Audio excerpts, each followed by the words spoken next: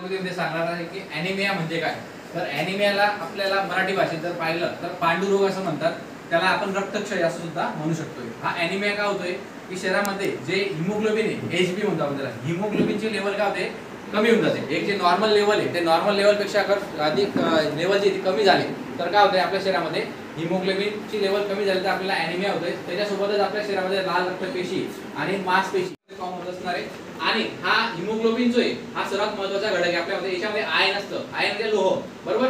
तर हिरव्या पालेभाज्यांमध्ये अंडी, मासे याच्यामध्ये तुम्हाला हे पूरक प्रमाणामध्ये भेटणार आहे. फॉलिक ऍसिड जे आयर्न आहे हे जर शरीरात कमी झालं, आहार जर प्रॉपर नसेल तर हे सर्व कमी होतं आणि याच्यामुळे हे सर्व ॲनिमियाचे लक्षणं जाणवतात. मग लक्षणं कुठले आहेत तर तुम्हाला त्या ठिकाणी थकवा येणं, शरीराची त्वचा फिकट पडणं, डोळे पिवळे दिसत आहेत, त्याच्यानंतर तुम्हाला श्वास लागतोय, दम लागतोय, बरोबर आहे. त्याच्यानंतर तुम्हाला वीकनेस येतोय.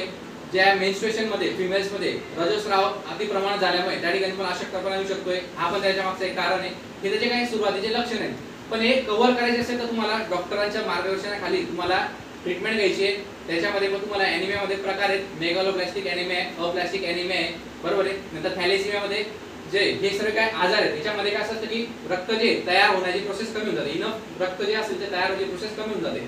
ॲनिमियामध्ये पण तेच होते की रक्त जो आहे प्रॉपर हिमोग्लोबिन, रक्तामधला घटक हिमोग्लोबिन. आता रक्तामध्ये 4-5 घटक असतात.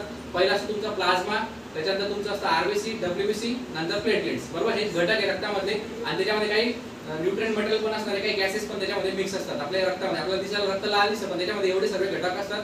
आणि